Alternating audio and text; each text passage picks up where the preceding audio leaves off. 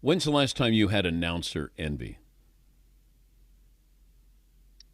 Um, I mean, all the time. You know me well enough to know that um, maybe I'll look at things differently. I admire so many people in our industry.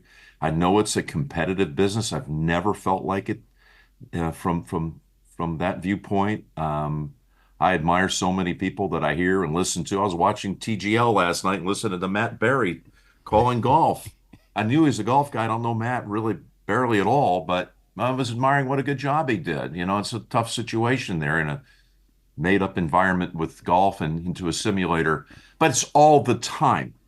You know my deep respect for those that came before me, and you know that like the elder statesman for me now is Al Michaels, and uh, listening to Al do a game last week, I just love hearing his cadence, his voice.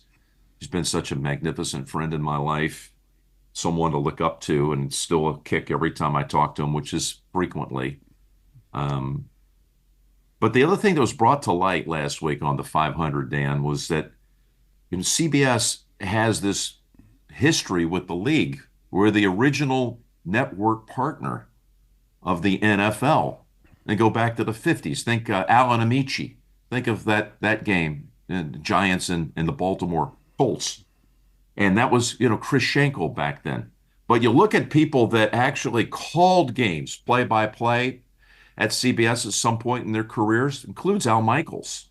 Al started it. Bob Costas was a play by play announcer for a year or two before he went to NBC. But Summerall, Lundquist, Inberg, those last 10 years of his career.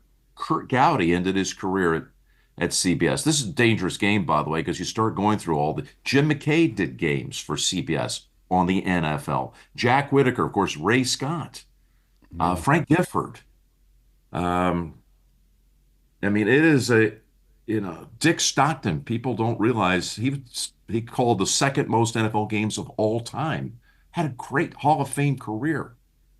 Frank Gleber, a name that's forgotten, but he was a long time number two behind Pat. Um, I felt a little bit of, I felt connected to them last week.